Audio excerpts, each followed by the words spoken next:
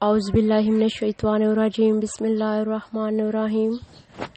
سیدنا امام حسین علیہ السلام نے امام مسلم کو بلایا اور ان سے کہا کہ میرے نانا کے صحابی مجھے کوفہ جانے نہیں دے رہے، اور ان کے مشورے سے میں نے یہ فیصلہ کیا ہے کہ میں اپنے بھائی امام مسلم کو اپنا نائب بنا کر کوفہ بھیجوں تاکہ وہ وہاں کے حالات کا جائزہ لے سکیں اور یہ جان سکیں کہ وہ لوگ اپنے قول و فعل میں کتنے سچے ہیں اور اپنے دعوے اور اپنے وعدے میں کتنے سچے ہیں۔ اگر تو وہ جو کہہ رہے ہیں وہ اپنی بات پر قائم رہنے والے ہیں تو آپ کوفہ سے مجھے ایک خط کے ذریعے اطلاع دے دیجیے گا تاکہ ہم بھی کوفہ تشریف لے آئیں۔ امام مسلم نے اس کو اپنی خوش نصیبی سمجھا کہ علی کے لال نے اپنی سفارت کے لیے اپنا نائب بنانے کے لیے مجھے منتخب فرمایا ہے۔ جب آپ اجازت طلب کرنے لگے تو امام حسین علیہ السلام نے فرمایا، مسلم جانے سے پہلے آخری بار تمام گھر والوں سے مل لو۔ تو امام مسلم، سیدہ زینب، سیدہ ام کلثوم، غازی عباس، حضرت علی اکبر، سیدنا سجاد رضی اللہ تعالیٰ عنہ اپنے بھائیوں، بھانجوں، بھتیجوں سے ملنے کے بعد جب اپنے بچوں سے ملنے کے لیے تشریف لائے تو دونوں بچے ضد کرنے لگے اور زارو قطار رونے لگے کہ ہم بھی بابا کے ساتھ جائیں گے، کیونکہ وہ اپنے بابا کا بے حد خیال رکھتے تھے اور بے حد محبت فرماتے تھے۔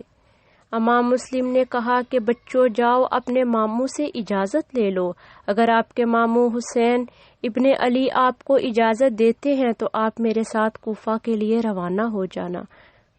امام مسلم کے دو بچے تھے جن کا نام محمد اور ابراہیم تھا۔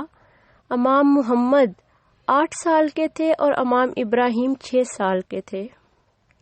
امام حسین علیہ السلام نے اجازت دے دی اور لہٰذا امام مسلم اپنے دونوں کم سن بچوں کے ساتھ محمد اور ابراہیم کے ساتھ مکہ سے کوفہ کے سفر کے لیے روانہ ہو گئے۔ امام مسلم حضرت ابو طالب کے پوتے اور امام علی شیر خدا کے بھتیجے تھے، حضرت عقیل کے بیٹے تھے۔ آپ کی ولادت سیدنا عمر فاروق کے دور خلافت میں ہوئی۔ مولا علی شیر خدا نے اپنی بیٹی سیدہ رقیہ کا نکاح امام مسلم سے فرمایا جو کہ حضرت ام حبیبہ کے بطن سے پیدا ہوئی تھی۔ اس لحاظ سے امام مسلم مولا علی کے داماد بھی تھے اور مولا حسین کے بہنوئی بھی تھے۔ امام مسلم اپنے بچوں کے ہمراہ جب کوفہ پہنچتے ہیں تو کوفہ والے آپ کا بے حد جوش و خروش سے استقبال کرتے ہیں اور آپ کے حق میں نعرے بلند کرتے ہیں۔ آپ کے بچوں کے رخسار چومتے اور انہیں سینے سے لگاتے ہیں۔ امام مسلم نے جب یہ حالات دیکھے تو آپ نے کہا کہ علی کے لال حسین ابن علی کو کوفہ بلا لیا جائے تاکہ کوفیوں کی حوصلہ افزائی ہو اور وہ آپ کی قیادت میں رہ سکیں۔ امام مسلم نے حسین ابن علی کو خط لکھا کہ میں نے کوفہ پہنچ کر تمام حالات کا جائزہ لے لیا ہے۔ کوفہ والے آپ سے بے پناہ محبت کرتے ہیں، جس کا ثبوت یہ ہے کہ 18,000 لوگوں نے میری بیعت کر لی ہے اور مزید کر رہے ہیں۔ میری آپ سے گزارش ہے کہ یہ خط ملتے ہی آپ جلدی کوفہ روانہ ہو جائیے تاکہ کوفہ والوں کے دلوں کو قرار آ جائے۔ آپ نے یہ خط اپنی شہادت سے 27 روز پہلے 11 ذی القعدہ کو لکھ کر روانہ کیا۔ جب حضرت امام مسلم کوفہ تشریف لائے اور کوفہ والوں نے آپ کا استقبال اتنے جوش و خروش سے کیا، اس وقت کوفہ کا جو گورنر تھا وہ نعمان بن بشیر تھا جو کہ نبی پاک صلی اللہ علیہ وسلم کے ایک بہت مقدس صحابی تھے، اور امیر معاویہ نے اپنے دور خلافت میں ان کو کوفہ کا گورنر مقرر فرمایا تھا۔ نعمان بن بشیر اولاد علی آل نبی سے بے انتہا محبت فرمانے والے تھے۔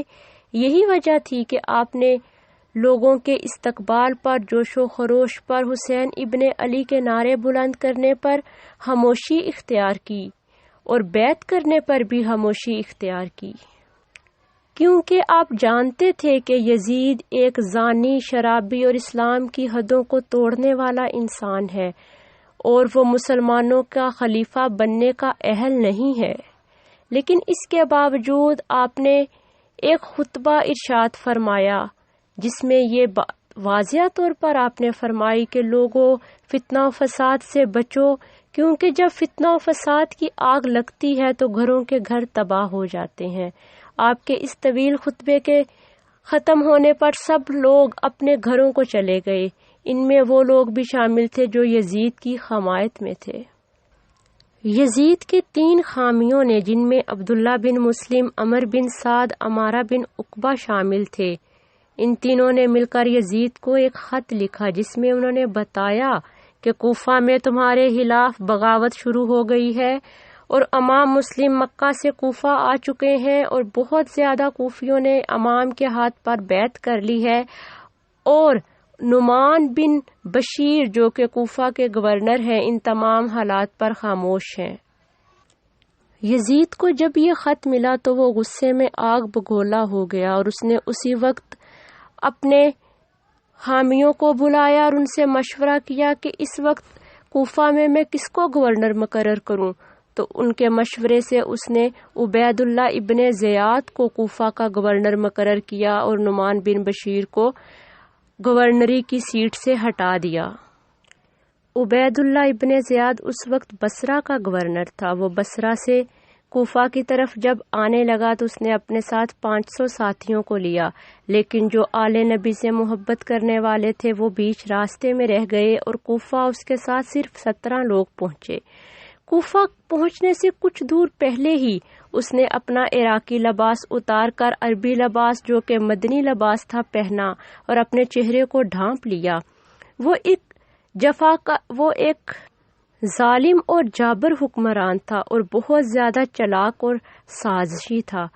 اس نے ایسا اس لیے کیا تاکہ وہ جان سکے کہ کوفہ والے کتنی محبت کرتے ہیں علی کے لال سے، تاکہ کوفہ والے جب اس کی آمد ہو تو سمجھ لیں کہ یہ حسین ابن علی کی آمد ہے، اور وہ جان سکے کہ کون کون آپ کی حمایت میں ہے اور کون کون یزید کی حمایت میں ہے۔ اور ایسا ہی ہوا، جب وہ کوفہ پہنچا تو لوگ سمجھے کہ محمد کا نواسہ آ گیا ہے۔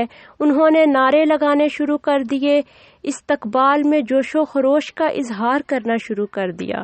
انہی میں سے کچھ لوگوں نے کہا کہ امام ابن علی نے اپنا چہرہ کیوں ڈھانپا ہوا ہے اور آپ ہمارے نعروں کا جواب کیوں نہیں فرما رہے؟ دیکھا تو پتہ چلا کہ یہ علی کا لال نہیں، یہ محمد کا نواسہ نہیں، بلکہ یہ یزید کا غلام عبید اللہ ابن زیاد ہے۔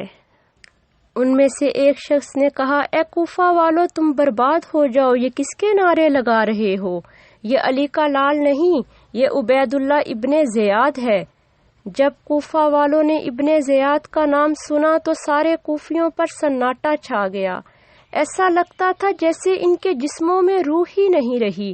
سارے نعرے رک گئے، وہ جوش و جذبہ ٹھنڈا پڑ گیا، بڑھتے قدم رک گئے، سارا مجمع منتشر ہو گیا۔ صرف چند افراد جو ابن زیاد کے ساتھ آئے تھے یا یزید کے حامی تھے وہ رہ گئے، باقی سارے کوفی اپنے گھروں کی طرف واپس لوٹ گئے۔ اگر کوفی ذرا بہادر ہوتے اور امام پاک کے ساتھ دل سے مخلص ہوتے تو کبھی زیاد کا نام سن کر خاموش نہ ہوتے اور نہ گھروں کو واپس لوٹتے، بلکہ اسی وقت اس کا مقابلہ کرتے، کیونکہ اس کے ساتھ صرف 17 لوگ تھے۔ لیکن اللہ تعالیٰ کو کچھ اور ہی منظور تھا۔ خالق کائنات کی مرضی یہ تھی کہ اسلام کے باغ کو اہل بیت کے خون سے سیراب کیا جائے۔ اگلی صبح جب کوفہ کی مرکزی مسجد میں سارے کوفی نماز پڑھنے آئے تو عبید اللہ بھی نماز پڑھنے آیا۔ نماز پڑھنے کے بعد اعلان کیا گیا کہ کوئی کوفی اپنے گھر واپس نہ جائے، گورنر کوفہ کوئی ضروری بات کرنا چاہتے ہیں۔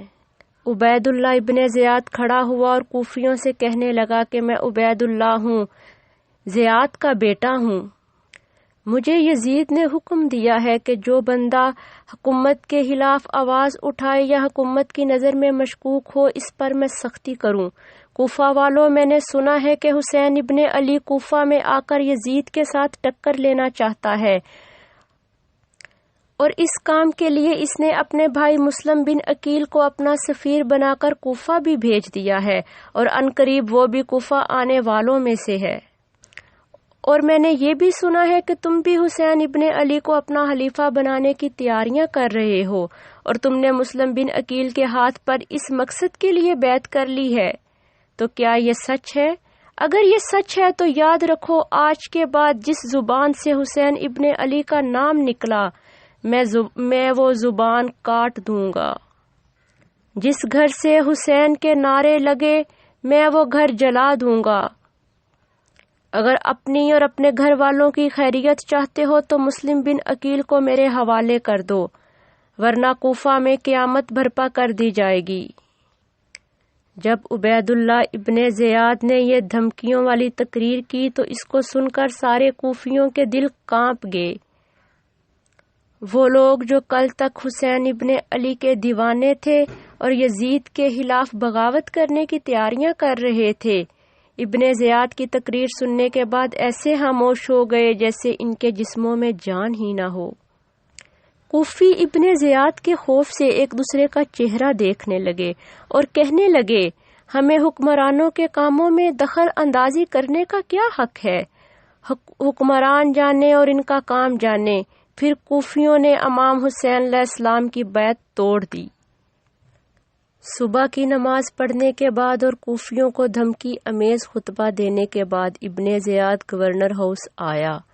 ابن زیاد نے آتے ہی پولیس کو حکم دیا کہ جاؤ کوفہ کے تمام سرداروں اور محلے کے گورنروں کو بلا کر میرے پاس لاؤ۔ جب تمام لوگ ابن زیاد کے پاس پہنچ گئے تو اس نے کہا، مجھے لکھ کر دو کہ تم اور تمہارے قبیلے کا کوئی بندہ حکومت کی مخالفت نہیں کرے گا، اور نہ ہی کسی ایسے بندے سے میل جول رکھے گا جو حکومت کی مخالفت کر رہا ہو، اور نہ ہی کسی ایسے بندے کو اپنے گھر میں پناہ دے گا جو حکومت کے خلاف ہوگا۔ اور اگر کسی گھر میں حکومت کے خلاف کوئی انسان، کوئی شخص موجود ہے تو اسے فوراً میرے حوالے کر دو، اور تم میں سے جو کوئی اس پر عمل نہیں کرے گا میں اس کے بیوی بچوں کو قتل کرا دوں گا، اور اس کا سر کاٹ کر اس کے دروازے کے سامنے لوگوں کی عبرت کے لیے لٹکا دوں گا، تاکہ کوفہ والوں کو پتہ چل جائے کہ جو یزید کی حکومت کا مخالف ہے اس کا انجام کیا ہے، اور جو کوئی حکومت کے ساتھ جتنی وفاداری کا مظاہرہ کرے گا اس کو اتنا ہی انعام اور عہدوں سے نوازا جائے گا۔ سارے کوفی اٹھے اور خاموشی سے اپنے گھروں کو چلے گئے۔ جب نماز عصر کا وقت ہوا اور امام مسلم مسجد میں داخل ہوئے نماز کی ادائیگی کے لیے، اور دیکھتے ہیں کہ مسجد میں کوئی بھی بندہ موجود نہیں۔ آپ بڑے حیران ہوتے ہیں، لیکن آپ نماز عصر کے لیے اذان فرماتے ہیں اور اس کے بعد نماز ادا کرتے ہیں، اور نماز ادا کرنے تک کوئی بھی شخص مسجد میں نہیں آتا۔ آپ باہر نکلتے ہیں تو وہاں پر ایک لڑکا کھڑا دیکھتے ہیں، اس کو سلام کرتے ہیں اور بعد میں اس سے پوچھتے ہیں کہ سب لوگ آج مسجد میں کیوں نہیں آئے؟ تو وہ جواب دیتا ہے کہ حضور، تمام کوفیوں نے امام حسین علیہ السلام کی بیعت توڑ دی ہے، اور بلکہ یزید کی بیعت میں داخل ہو گئے ہیں، اور اب کوئی بھی یزید کے ڈر کی وجہ سے مسجد میں نہیں آئے گا۔ امام مسلم نے جب یہ الفاظ سنے تو سخت پریشان ہوئے اور بے ساختہ یہ جملہ نکلا، لا حول ولا قوت الا باللہ العلی العظیم۔ آپ یہ الفاظ پڑھتے جاتے اور پریشانی کے عالم میں چلتے جاتے۔